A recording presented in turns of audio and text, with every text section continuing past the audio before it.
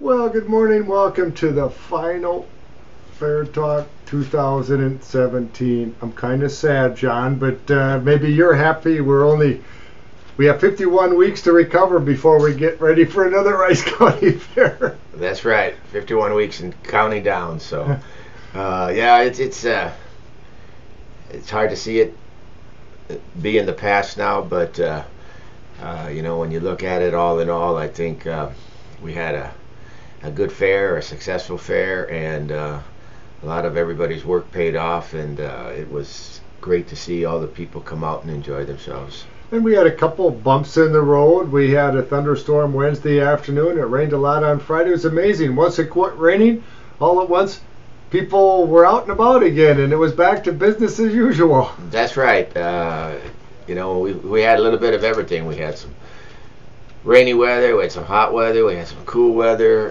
So, I mean, it was a mixture of weather-related issues, and we had it. We pulled through it, and we made things work, and everything went on as planned, and we had some pretty good successes at the grandstand with the rodeo and tractor pull and the demolition derby on Sunday afternoon. The enduro races, attendance was up at the enduro races, and our grandstand performance on Wednesday night, we were able to move it into that asphalt parking lot.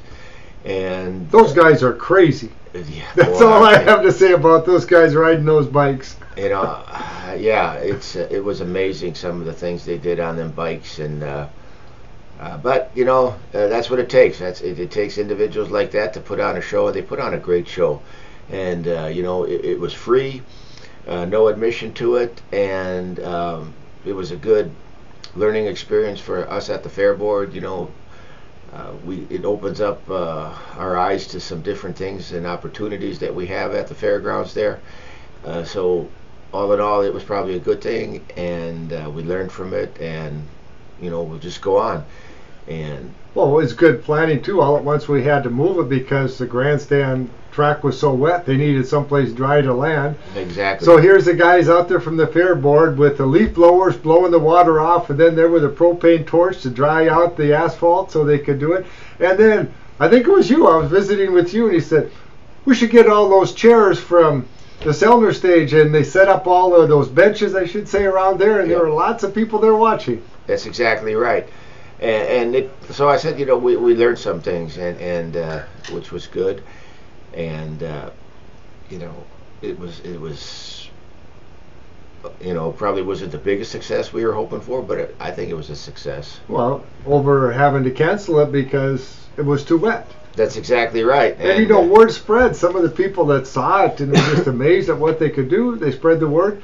Maybe if you can bring them back again, because they're just based up in the cities, maybe they could bring them back again next year, and then they'll have a bigger crowd as word travels about what those guys do on bikes, guys and gals. Exactly so, and I heard a lot of comments on people were coming in and people were calling in, and the only reason we want to come to the fair tonight is because of the bikes. And I said, we're going to have it. It's a go, and I want to thank you and KDHL because after we got done with our little rainstorm, or our big rainstorm, I should say. You got me on the air, and we were able to tell them what our plan was for the evening, and I think that helps. We got the word out there on KDHL that everything is going to go on as planned, and that was a big help too. And with all the people coming out, and by having those two events, we had the kids pedal pool also. It had a big crowd around that also. So without those two events, the fairgrounds would have been dead that night. And so we salvaged it, and the vendors were happy, and Mother Nature gave us lemons, and we got lemonade out of it. So well, John, if you can stand by, we have to take a break for the markets, and we'll continue with today's Fair Talk on AM Minnesota, the final one for 2017. Faribault gives you that peace of mind. Security with combination changes, car openings, auto lock service, rekeying, safe repair to new installation. Security has never been more important. Whether it's your business or One more after this Tom's one. Lock and Key reminds you that if you haven't updated your business locks in the past 5 years, you should do it to ensure your key holder list is up to date. Tom's Lock and Key, 332-2777. Providing medical and surgical care as well as animal dentistry for large and small animals, Dr. David Garley is your Northfield veterinarian. Emergency services and animal boarding are available. Dr. David Garley can be reached at 507-645-5327. See him at his office at 512 Division Street in Northfield or online at northfieldvet.com. Dr. David Garley takes this time to thank all of his customers for their trust in business and wishes you and your customers the best of health. Welcome back to today's AM Minnesota program, Fair Talk 2017, the final AM Minnesota, kind of a recap. John, you and I were talking during the break about it's amazing. Sunday, there's just activity and cars and people and everything going on. And you go out there Monday and the Rice County Fairgrounds looks deserted. Always kind of depressing. You're excited, you're glad it's over, and yet on the other hand, it's depressing. You got that right. It's it's like any big event. You prepare, and then all of a sudden, boom, it's over with. And learn from this one. It's on to the next one, and it'll be here before you know it, just like this one was. Well, even before this one was over, there's already been a lot of planning done for next year. Some of the exhibitors, maybe some of the vendors or the food booths might be lined up for next year already. That's right. You have them conversations, and people come back and they thank you for having them, and it's always good to hear. A lot of them left with positive attitudes. I was happy for that. You never can estimate, how many people are going to come. You never can predict how many people are going to go into the commercial buildings, and you put on the fair, and you hope that people have success, and that's about all the guy can do is be prepared, and hopefully everything turns out. It's too soon yet to have any numbers or estimates on parking and some of those kinds of things. It takes a little while to get everything kind of categorized. You're right. It takes a little while to get all that computed and when the final numbers come out. But all in all, just by every indication, I talked with Mike Featherston from the Carnival, and we surpassed Sunday afternoon what we did last year in the Carnival for rides. So that was a good indication that we were having a lot of people come out. Our Passport to Fun tickets, we sold probably about 130 more tickets this year than we did last year, so that was good to see. Our grandstand Friday night, the grandstand attendance for the rodeo was up there. There was always room for more, but we were happy with what we got for attendance on the rodeo. Same with the truck and tractor pull. Our attendance was up some there, and the demolition derby. That's always popular. That's always popular, and that was a good turnout there. And we had a huge. We had that same amount of cars about what we had last year. We probably had one or two less than last year, but the classes all had vehicles in them, and enough vehicles in them that they could compete. So that was good to see. And the whole attitude of the grandstand this year was positive. When people coming out, people were actually saying how good the show was, and not a whole lot of negativity there. I didn't have a whole lot of negativity coming over the internet or email. So that was good to see. I was really pleased that the professional rodeo turned out so well. I know you kind of took a chance, and I've known you for a while. I could tell you were a little bit worried about how that was going to go, and of course, thanks to some great sponsors, you could get them in here, and it was nice to see that there was a big crowd in the grandstand and people enjoyed the show. People really enjoyed the show, and that's the first time that I've ever seen any show in the grandstand give a standing ovation during the performance. The crowd, it was just so nice to see the crowd actually really got into that rodeo, and we probably had a few glitches with the sound system, and that's something that we'll have to work out. And I just think everything was so positive for that performance, and I'm really looking forward to next year and bringing them back, and I hope I can get the same support from the businesses that I got this year, and it's something that we can build on. And what an amazing group of individuals to work with. I mean, that Barnes Rodeo were they were great to work with.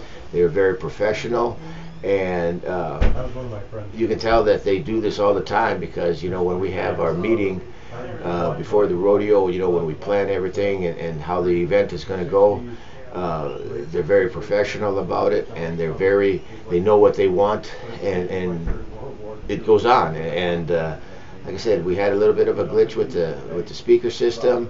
That's something that we'll work on for next year, and was just a great event.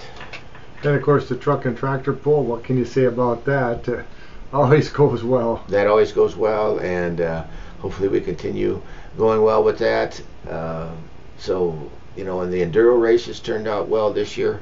I got to give a lot of credit to PJ Duchesne, because we had all that rain prior to that, and he got out there and got that track all ready for him. A lot of people don't know this, but there was water standing on that track Thursday morning, and he took care of it. And I heard there was Friday later on too, after that rain, and they were blading to get the water to run off so they could start getting it dried out for the truck and tractor pull Saturday night. That's exactly right. So it was them guys. I got my hats off to them.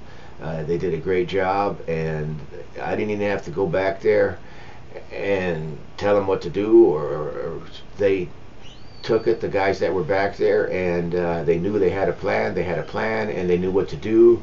And without them, it would have never happened, but they made it happen. And so my hat's off to them, because they really did pull some rabbits out of their hat to get that taken care of. And I do have to think that parking, that's the only real good indication of attendance. But boy, every evening when I went home, the parking lots were jammed. I suppose the hidden ones were on the west side or in back of the grandstand to the northwest there. Maybe they weren't full, but boy, there were still a lot of cars there. Friday night especially, I think that was probably our most cars we've had at the fair in a long time. We did have the county parking facility, or the maintenance facility, that we're using their parking lot, and so we had cars in there also.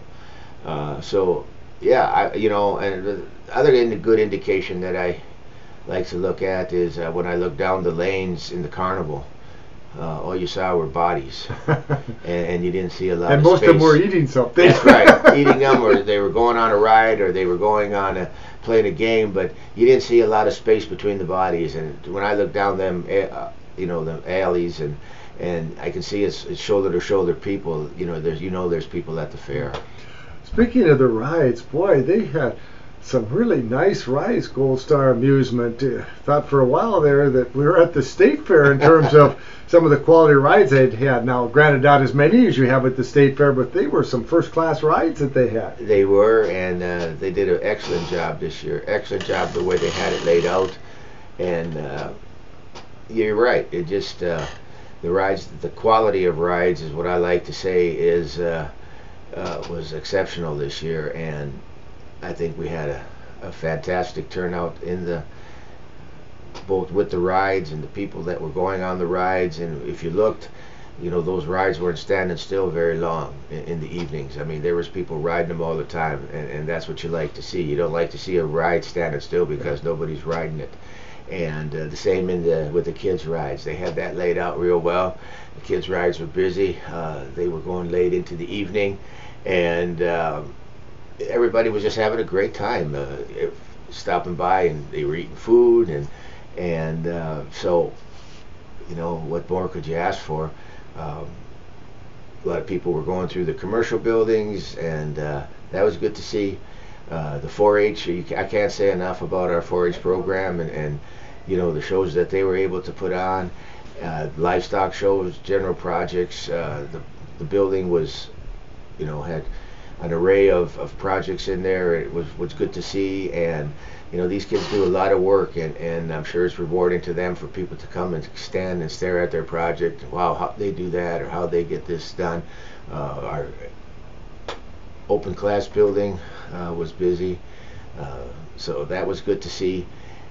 Our beef show that we have on Friday night, the Jackpot Beef Show, had a lot of animals there. There were a lot of sheep at the State Suffolk show on Saturday morning too. I saw that. Exactly so. So it just, so nice to see that we have a facility and that we can offer these contests that these people can come and take part in. They have fun doing it and they work for it, and I think it's rewarding to everybody all the way around. Now, do you have a fair board meeting like tonight, or I know you normally have one fairly soon after the fair, so you can kind of, while it's fresh in people's minds, do we have any problems or any way we could have done things better as we start planning and ready for next year? We'll have a meeting, but instead of having it right after the fair, we're just going to take the month of August off, and we'll regroup and let I tell you, everybody that puts on an activity at the fair, I mean, they do a good job with it, and they go, and so we just decided, let's just take some time to regroup and think about it, and we'll meet again in September and discuss, what went right, what went wrong, and we'll build off of that, and you start preparing for next year. I'm sure there were probably some glitches, but I was around the fair a lot. I didn't see any, so if there were some glitches, the fair board dealt with them, and the fairgoers didn't know there was a glitch. Well, and you're right. Everything doesn't go as planned, as you always hope, and there are a few glitches, and it's how you can work these out, and they get worked out real well, and that's a good indication that things are going smooth when people don't know that something happened. Yeah. Now, speaking of what did happen, let's just say it's a good thing we got good standards for the electrical code. Our equipment, the plug-in in our booth, the ground fault interrupter tripped. Yeah. And we were trying to cleans there, try and get things dried out. We took that 4 plug-in and water ran out. The ground fault interrupter worked the way it was supposed to. It tripped and actually must have burned it out, because a certain good friend of mine, fair board member, came in and put a new one in the next morning. Yeah, and this is how you get along at the county fair. Our friends at Kettle Corn from right next door, we had to go on the air with some guests. He had an extra plug-in, so we ran a cord from his booth. Yeah, so that's everybody working together to, and that's kind of good to see, everybody helping each other out, and that's right, the codes are there for a reason, and just for that, because you never expect, you never want to see rain, but we saw it, and there's nothing you can do about it, and being able to regroup and go forward on after the rain quits, and that's what happened this year, and I think everybody did a good job, and everybody that worked at the fair should be commended, because they stepped up to the plate and went probably above and beyond what they needed to do, and the show went on, and that's what it's all about. I did give Sheriff Troy Dunn a little bit of grief, though, when that storm was coming in. Of course, we could see it on our radar that it was coming.